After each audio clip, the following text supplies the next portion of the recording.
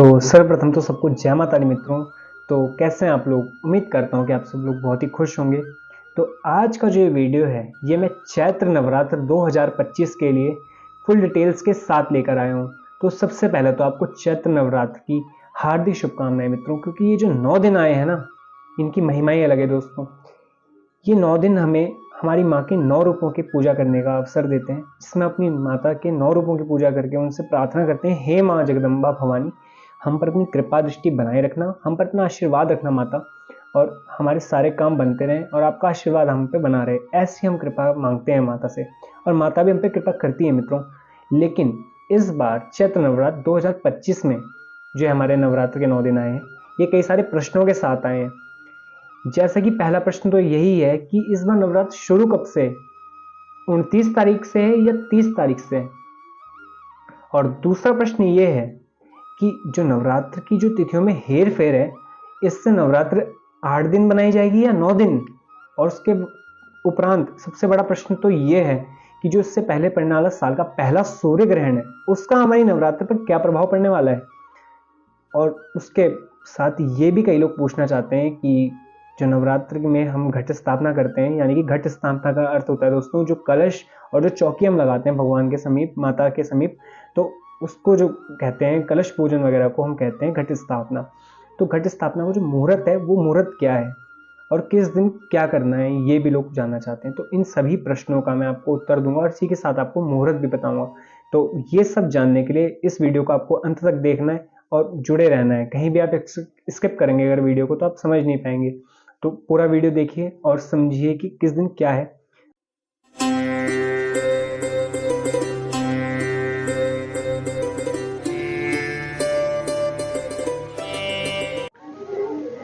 अब हम जान लेते हैं शुभ मुहूर्त के बारे में। तो इस बार जो हमारे घट स्थापना का शुभ मुहूर्त है वो कब है? तो सबसे पहले तो घट स्थापना का अर्थ होता है कलश की स्थापना करना और चौकी की स्थापना करना। और कलश और चौकी का स्थापना का जो इस बार समय निकला है मेरे पास, वो है प्रातः यानी कि सुबह 6:13 से 10:22 तक। और ये बहुत ही शुभ समय है दोस्तों। पर अगर आप किसी वजह से इस समय पर अपनी कलश स्थापना और चौकी की स्थापना ना कर पाए, तो आपको घबराने की कोई बात नहीं दोस्तों, क्योंकि एक अभिजीत मुहूर्त भी निकला है जो कि बहुत शुभ समय माना जाता है। अभिजीत मुहूर्त को भी आप इस समय पे घट स्थापना कर सकते हैं।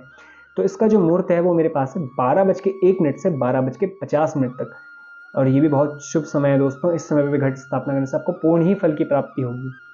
और अब आगे की चर्चा करें। तो दोस्तों अब चर्चा करते हैं हम तिथियों के हेर फेर के बारे में, लेकिन उससे पहले मैं आपको बताता हूँ कि इस बार माँ दुर्गा की सवारी क्या रहने वाली है।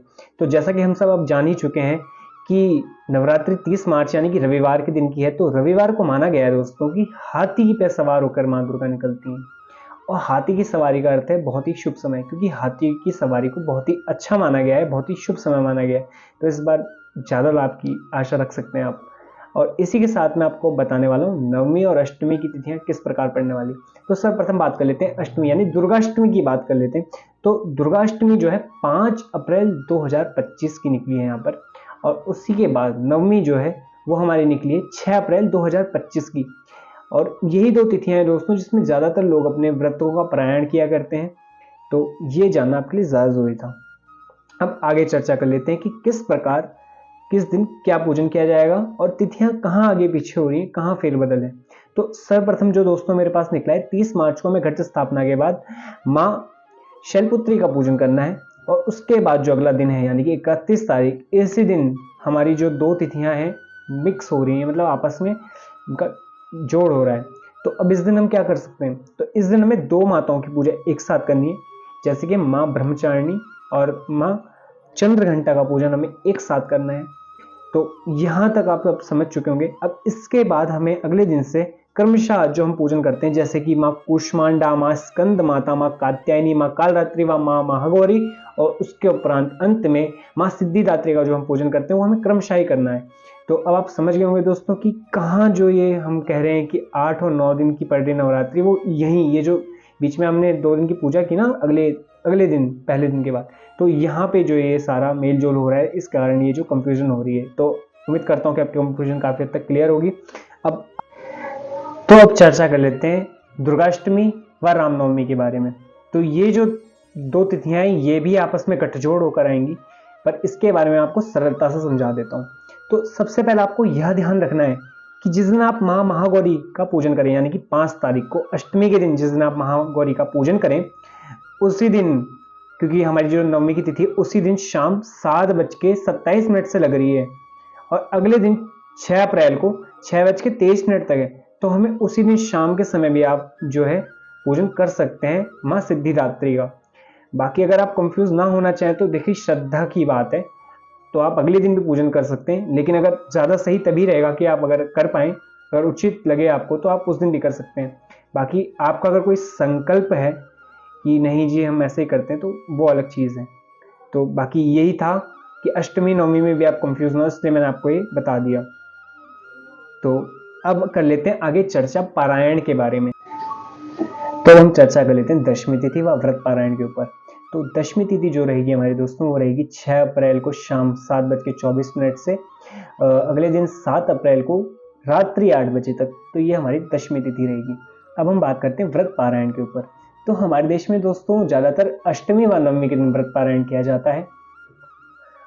इस दिन हम सबसे पहले माँ भगवती का पूजन इत्यादि करके उनको भोजन का भोग लगाकर, प्रसाद का भोग लगाकर कन्याओं को बुलाकर कन्या पूजन किया जाता है और उनको भोजन कराकर, यानी कि कन्याओं को जिमा कर, जैसे हम ब्राह्मणों को जिमाते हैं वैसे ही कन्याओं को जिमा कर अपनी क्षमता अनुसार उन्हें अच्छे अच्छे उपहार देकर उनका आशीर्वाद लेकर तब उन्हें विदा किया जाता है। उसके पश्चात ही फिर पुनः माता का आशीर्वाद लेकर माता के समीप बैठकर ही भोजन अन्न प्रसादी लेकर कुछ अन्न लेकर अपने व्रत का जो हम संकल्प छोड़ते हैं और पारायण करते हैं दोस्तों। और पारायण के बाद हमें कलश की भी जो है पारायण करना होता है और उसके बाद हमें जो है चौकी का भी पारायण करना होता है। इसके पश्चात ही व्रत का पारायण होता है दोस्तों। तो उम्मीद करता हूँ आपके सभी प्रश्न जो थे 2025 की चैत्र नवरात्र के ऊपर मैं उन्हें सुलझाने में कामयाब रहूँगा, उनके बारे में आपको बताने में कामयाब रहूँगा। तो इसी प्रकार की वीडियो, नॉलेजेबल वीडियोस चैनल पे डलती हैं और भी प्रकार की वीडियोस में डालने की कोशिश करता हूँ कि जिसमें ज़्यादा से ज़्यादा नॉलेज रहे, या अपने में पर्सनल कोई बातें भी बताता हूँ कि अपना क्या एक्सपीरियंस था किसी चीज़ को लेके, वो भी शेयर करता हूँ। तो अगर आपको ऐसी टाइप की वीडियोस पसंद आती हैं तो हमारे चैनल को आप सब्सक्राइब कर सकते हैं और हमसे जुड़ सकते हैं। तब तक के लिए जय श्री राम, जय माता दी।